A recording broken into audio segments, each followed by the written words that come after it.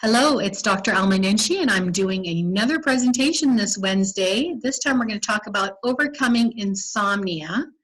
So I hope you enjoy this. I'm a chiropractor in Calgary, Alberta, and I think that education is power. And the more you know about a topic, the better informed you are in making healthful decisions for you and your family.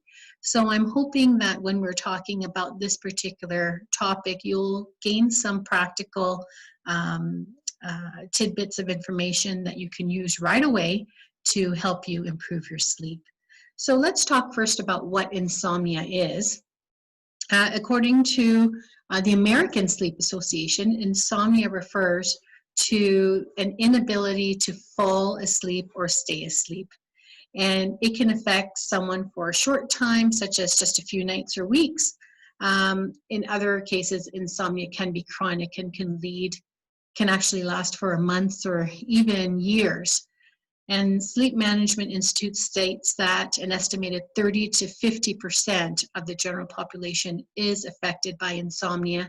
10% have chronic insomnia. So how much sleep should we actually be getting?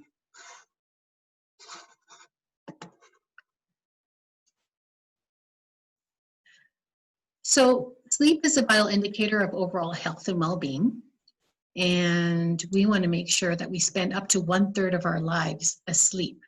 And the overall state of our sleep health remains essential in terms of what our longevity is. The better sleep we get, the more our longevity. So we know, most of us know, that getting a good night's sleep is important. But unfortunately, few actually make those 8 hours or so a priority. A lot of people are suffering with what we call sleep debt, where we've forgotten what being deeply asleep or rested really feels like. So on average, according to the Natural Sleep Foundation, there's sleep requirements according to your age, and I'm just going to read these out to you. A newborn from 0 to 3 months should be sleeping 14 to 17 hours a day. Infants should be between 4 and 11 months. They should be sleeping between 12 and 15 hours a day. Toddlers, which are 1 to 2 years, should be sleeping 11 to 14 hours a day. Preschool children should be sleeping between 10 and 13 hours a day. So that's preschoolers from age 3 and 5.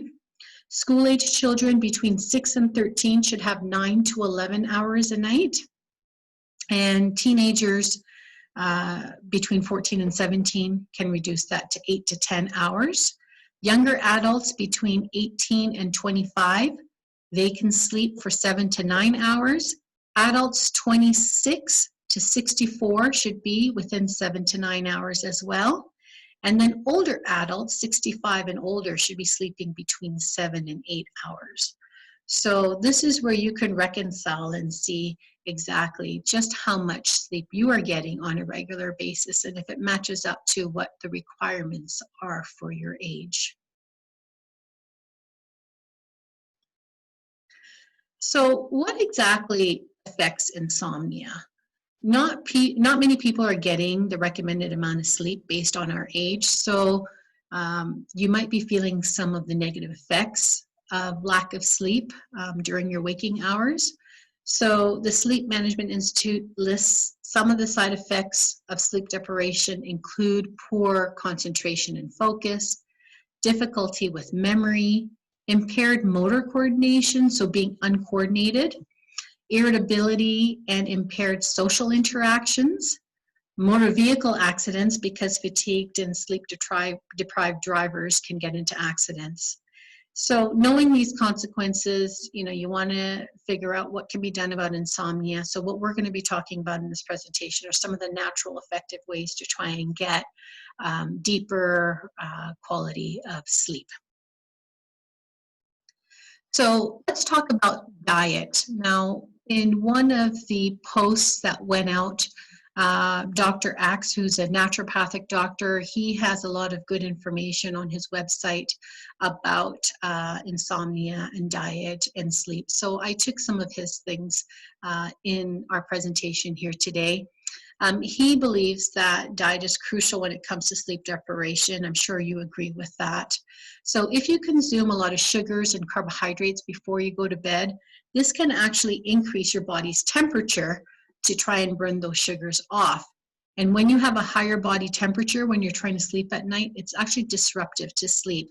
So he advises that you limit those carb-rich foods to several hours before bedtime so that you're not going to be eating them just before you go to bed, and then you'll get optimum sleep.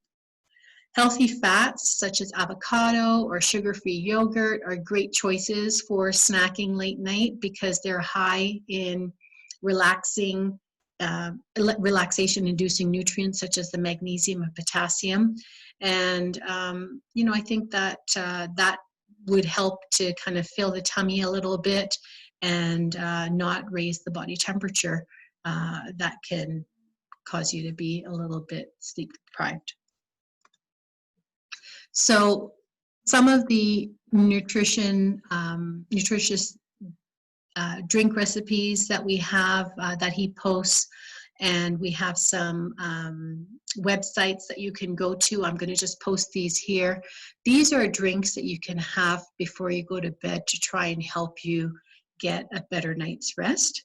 So I'm just going to go to the next slide here. It's a list of different websites. Banana peel tea, it has both magnesium and potassium.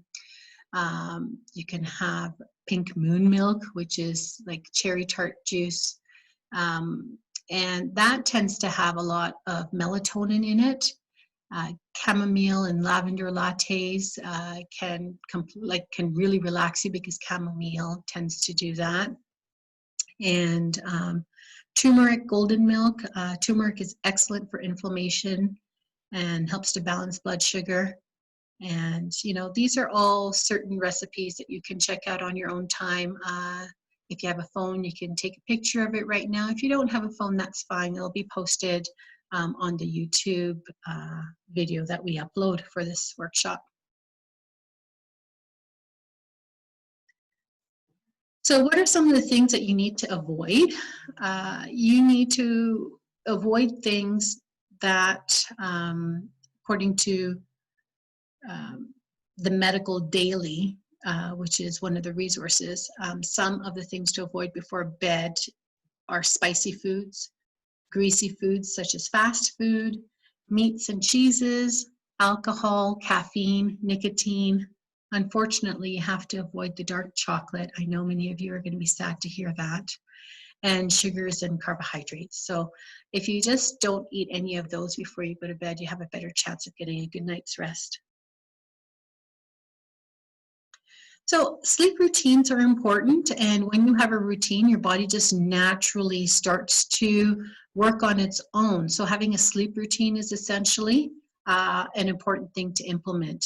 So this can be planning what time you want to go to bed. So let's say you have a hard time sleeping at night or falling asleep, and you know you need to be at bed for, let's say, 10 o'clock at night. So if you normally can't get to bed at that time, think about what time you tend to go to bed, and then start aiming to go to bed 15 minutes earlier than that time. And eventually subtract 15 minutes a night until you're able to get to that regular sleep time that you want to be for your bedtime goal. And also when you're waking up at night, I know a lot of people on this call actually use a snooze button, and you know who you are. Don't use your snooze button, because you need to wake up at the same time every morning and not have to fall back and go back to sleep and then wake up again. And like that interruption of having to wake up multiple times in the morning is exhausting. So choose a time when you want to wake up in the morning, put your alarm on for that time, and when it rings, just get up. And then you don't have to hit the snooze button for however many minutes, or in some case hours, that some people actually do take to actually get up in the morning. So the Natural Sleep Foundation lists exercises as a way to combat insomnia as well. And they explain that the exercises trigger an increase in your body temperature, and then right after that temperature drops. And when it drops, that promotes the sleeping. So exercise may reduce insomnia by decreasing the arousal or anxiety and depressive symptoms that sometimes people have that can be helped with exercise. And insomnia is commonly linked with arousal and anxiety and depression. So when you exercise and you're reducing the anxiety and depression, that has huge benefits when it comes to helping you sleep better at night. So the type of exercises you want to engage in are aerobic exercises, strength training, and you can try some yoga as well. And try and do some of those activities within an hour or two of wanting to go to bed. So, well before bedtime, so within 2 to 3 hours of going to bed, so that your body has, raised its temperature, worked out, and now it's going into this natural drop, and then you're going to be able to fall asleep a little bit better. So we talked about Dr. Axe earlier, who's a naturopath and nutritionalist, and he said that, of course, and we know, stress is one of the main causes of insomnia. So one way you can reduce stress is by focusing on your breath and breathing. And taking slow, deep breaths basically helps to increase your parasympathetic nervous system, which is that part of your nervous system that helps you rest and relax, have babies, and sleep. It is the opposite of your stress system, which is run away from that tiger because I'm going to get eaten if I don't run.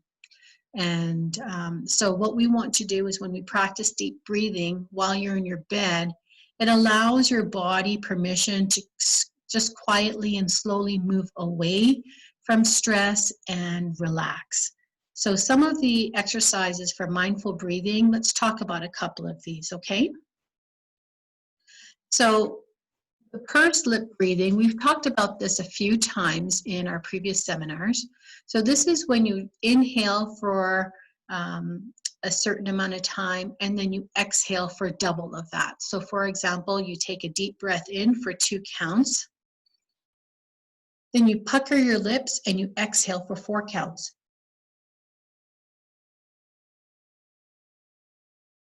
And you do this for a few rounds where you take a deep breath in through your nose for 2 counts, pucker your lips, because puckering your lips actually reduces the amount of volume of air you're going to be exhaling at once. So it helps to exhale for a longer count, and you do that. So that's called pursed lip breathing. Diaphragmatic breathing is when you put one hand on your chest and then the other hand on your belly.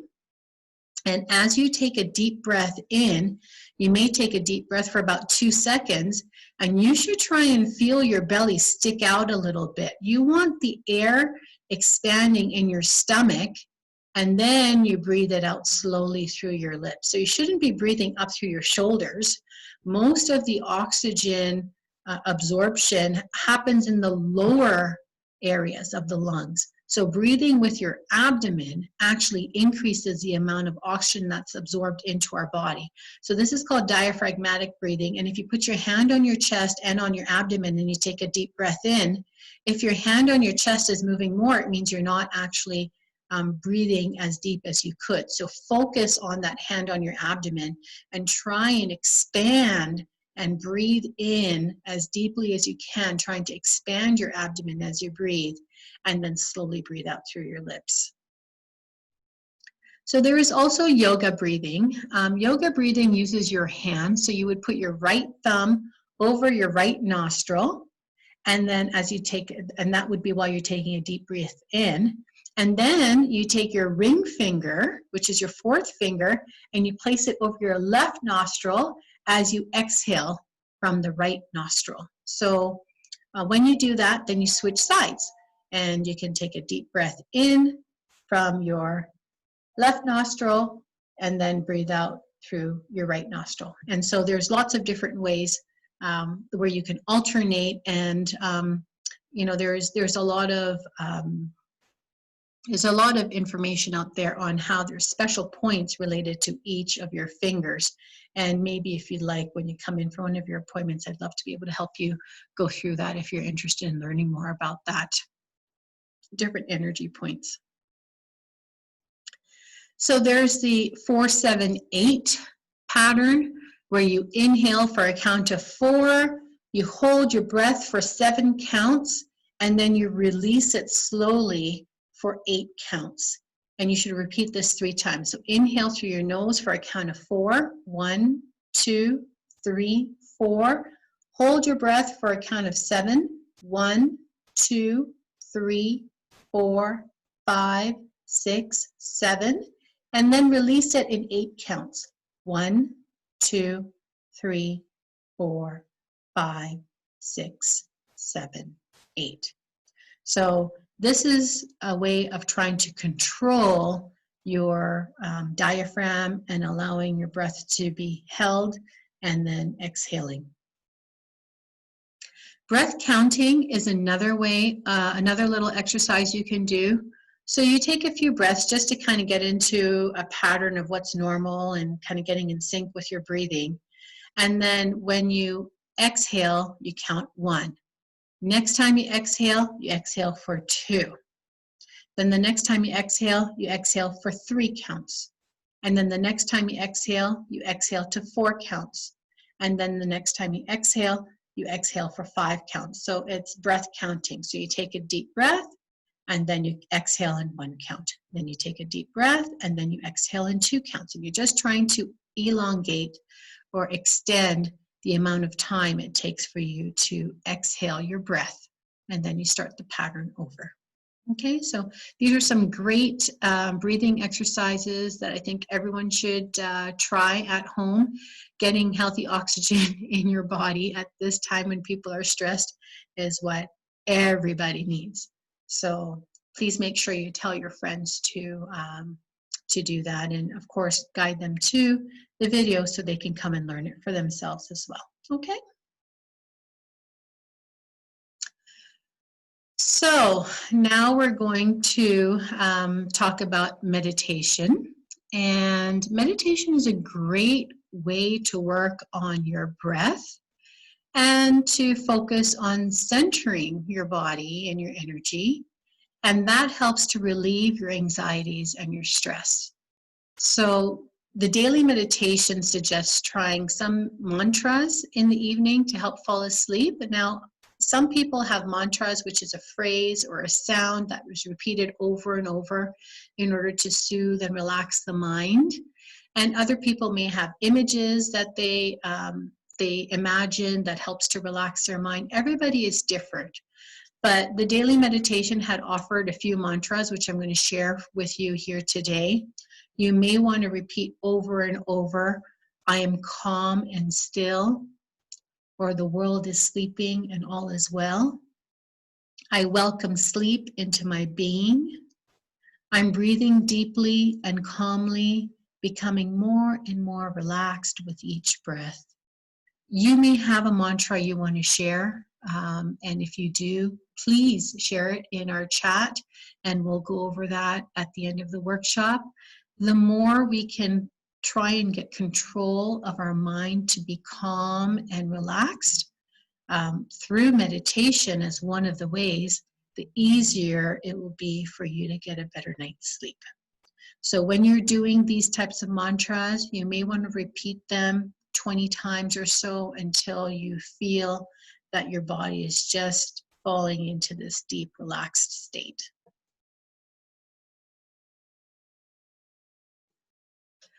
So, you know, we were going to talk about this, right? How technology is affecting your sleep. The National Sleep Foundation, I'm going to just read a quote from them. They said, our cell phones, tablets, computers, and other electronic gadgets have become such a huge part of our daily lives that it is often hard to put them down, even at bedtime. Keeping your phone on your nightstand may not seem like a big deal, but technology affects your sleep in more ways than you realize. Whether you're surfing the web, playing a video game, or using your phone as an alarm clock in the late evening, you've probably found yourself, you're probably keeping yourself from a restful night. And that again is a quote from the National Sleep Foundation. There's a lot of poor effects of late night phone and computer tablet use, especially when it comes to sleep. And it's usually, they talk about blue light from these gadgets as they suppress the natural occurring melatonin cycle that happens with the exposure to sunlight. So the melatonin is a hormone responsible for regulating your sleep cycle. So when you use a lot of gadgets, it will cause your brain to stay more alert, and that's counterproductive when it comes to trying to fall asleep. So the solution is to limit your exposure to this blue light in bed or close to bedtime, and that is the light coming off of your phone and tablets and other computer devices. Sometimes when people are trying to fall asleep, they need to watch TV in bed, or they want something like background noise so that they have a way of disengaging, and they think that maybe having something like a TV on can just help their brain just kind of get numb and then just fall asleep. Probably not the best, because TVs in your bedroom will likely keep you up more than helping you fall asleep. And there are other technologies out there that can help you with these background noises. There are sleep machines that you can purchase that offer white noises or ocean waves or waterfalls, rainforests, rivers, all these different sleep-inducing sounds. And they're more natural nature sounds that you can have. And these machines, you can Google and get them anywhere. But what I really want to talk about is a technology that we have in our office. And this technology is called BrainTap Technologies. BrainTap Technologies is a light and sound therapy that has guided visualizations that help to help your mind relax and basically de-stress. So you have binaural beats, you have different tones, you've got special lights that flash in your eyes, and you keep your eyes closed, of course, but it's all harmonious rhythms that help to de-stress, because your brain fires at different frequencies. So when you're awake or you're focusing on something, your brain is firing at beta frequencies. And then when you become a little bit more relaxed, you're firing at a lower frequency, which is an alpha frequency. When you're at that state where you're not sure if you're asleep or awake, that intuitive semi-asleep state, that is theta. And delta frequencies fire when you're in deep, deep sleep. So the BrainTap Technologies app that you can download on your phone or tablet has many guided visualizations and can help you entrain at lower frequencies. So it's easier for your brain to calm down into that theta and delta frequency, which some people, they're firing at beta during the day and then they crash and get into delta when they go to bed, and they don't actually exercise the alpha and theta frequencies. So this technology actually helps you entrain those very critical, vital frequencies in order for your brain to get the rest that it needs. So we do have an opportunity to give every one of you, and even if you're not a patient, I would be happy to share this with you, a free 30-day trial when you can actually listen to the entrainment at home in the comfort of your own home. And you can share this with other people in your family, because every day you could download up to 6 programs a day. So if you and your husband or your partner or your children, whoever it is that's having a hard time sleeping that you both can share this. One can use one device and then the other can use another device, and between the both of you, you can get 6 complimentary programs a day. Each lasts for about maybe 20 minutes, and you can listen to these frequencies and these entrainment guided visualizations before you go to bed. And it helps you to release negativity. It helps you to disconnect with things that you don't need to be thinking about when you're falling asleep, and to help you get a better quality of sleep. So just email me. Our email address is askus@calgarywellness.com, and just let me know you'd like to try a free 30-day trial. It's 1 trial per person, so I cannot repeat this trial for you if you really like it. It is just a one-time thing.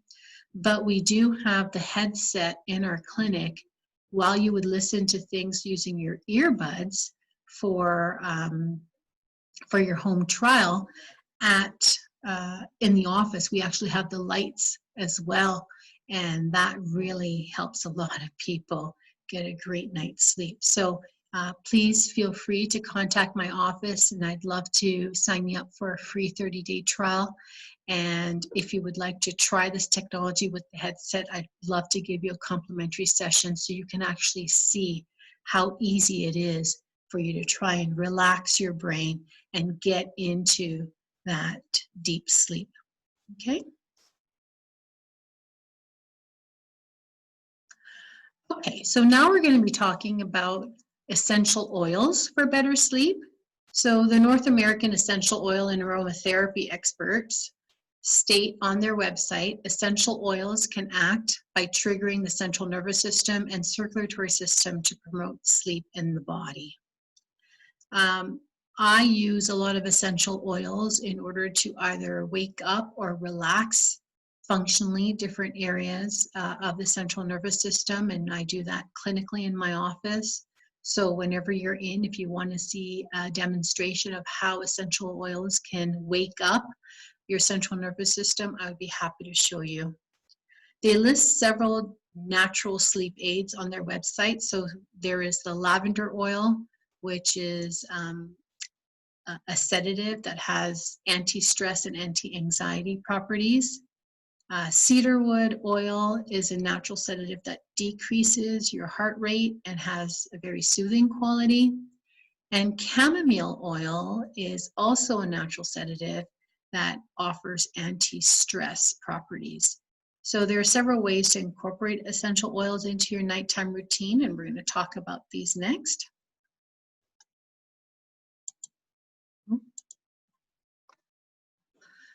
So we can use 2 to 4 drops in a diffuser. So you basically turn your diffuser on 30 minutes in your bedroom before you go to bed, and that will help to get the essential oils into your bedroom. You could put 5 to 10 drops of whatever essential oil you'd like to use of those that I listed to relax you before you go to bed by running a warm bath and using that in your bath. You can create your own air freshener. So you mix a cup of water with 4 to 5 drops of essential oil, and you put it in a spray bottle, and you can mist around your bedroom before going to bed. You can also use essential oils on your feet. Maybe get someone to give you a foot massage. You can use 2 drops of essential oil in about a tablespoon of carrier oil, and that will be a nice mixture that you can just use in a very circular motion underneath in your arches on your feet until they're fully absorbed. And then you can also directly inhale the essential oils, and I wouldn't recommend putting it right up to your nose. So you kind of hold your essential oil, and I usually use the lid about 1 to 2 inches away from your nose, and then just take several breaths, deep breaths using that, and that will also be another way of getting exposed to some really nice relaxing oils. We also have sleep teas. So I know that there are different types of teas that you can get, and this website that I have posted here, organicforgreenlivings.com, actually has a bunch of herbal teas that are listed there for helping you sleep. And lavender tea would be great because lavender is a really great relaxing flower that helps to uh, release all that stress in your body. And you can add some lemon and honey to it if you want to improve the taste of it. But if you actually are able to get any dried lavender flowers, you might want to try and use those if you're able to get them.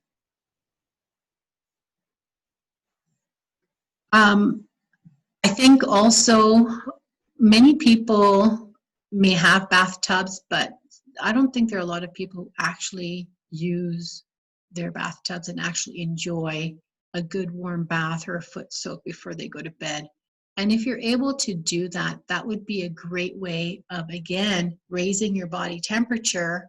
And then as soon as you come out of the tub, your body temperature starts to drop. And as it drops, your body is now getting ready to go to bed.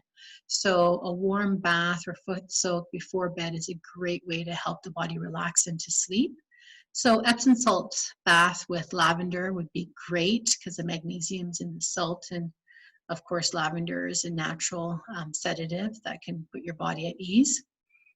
So I think that that's one of the things that might really help you. If you're really struggling and you can't fall asleep, try raising your body temperature up with a bath and then going right to bed right after that. So again, body temperature plays a role in terms of how much sleep you're getting. So your room temperature is also a contributing factor. If the room is really hot, it will elevate your body's temperature, and then again, you want the body to then cool itself off. So we want to try and set your room temperature lower. They say 65 degrees Fahrenheit. So if any of you guys have the conversion for that, that would be very cold in my bedroom. But hey, I think that trying to get your room cooler at nighttime might be a way of helping you improve your sleep. So I think we covered a lot here today. You might all be feeling a little bit overwhelmed. I was really hoping that you'll get a lot of practical tips that you could use right away as soon as you got off this webinar. Everything from the breathing to ideas about what you should eat and not eat before you go to bed. Trying to make sure you have strategies on trying to raise your temperature up, and that just before you go to bed, then you can just fall asleep better at night as your body cools down. We want to try and help you break this cycle of insomnia because sometimes it becomes a habit. So get rid of your devices. Email me if you want to get that free 30-day BrainTap Technologies light and sound therapy trial. Be happy to share that with you. And I really hope that the strategies we've shared will help you get a better night's sleep from now on. There are a bunch of references that were used in this presentation, so I am going to use the next 3 slides just to show them to you. And if you want to take a look at these references and revisit any of the topics we talked about or explore them in these references, please, I encourage you to do so. They're here for you so that you're able to read and expand your knowledge base because, again, knowledge is power, and I want you to have the power to be able to make the changes you want in your lifestyle, to have healthier lifestyles, and of course that starts with healthier sleep. Okay, well, thank you so much for attending the event, and it really means a lot to share with like-minded people who are ready to make a difference in their health. And it's now time to implement some of the things we discussed. So please reach out if you have any questions or concerns. I'm here to help you. And yeah, if you have any questions or need anything, please don't hesitate to contact me. So thanks so much for your time, and we'll see you next week.